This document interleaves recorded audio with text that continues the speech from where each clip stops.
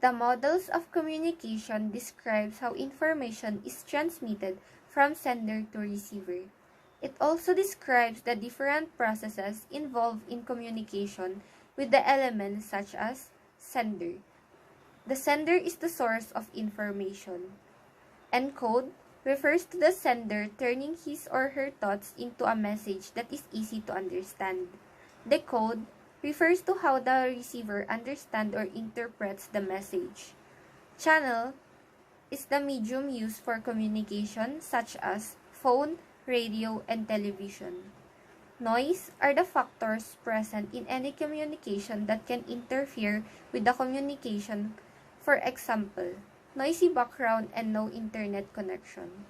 Feedback refers to the response of the receiver to the sender. And lastly, receiver. The receiver is the recipient of the information. There are three types of models of communication.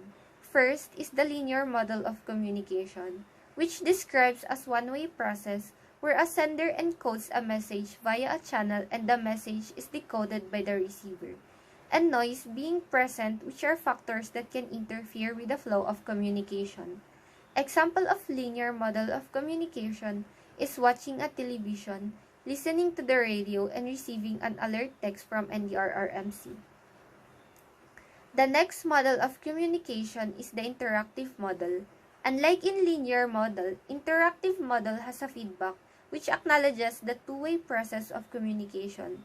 It includes the idea that both sender and receiver actively participate in the exchange of messages. For example, having a phone call with your friend and talking to your teacher about a missing activity.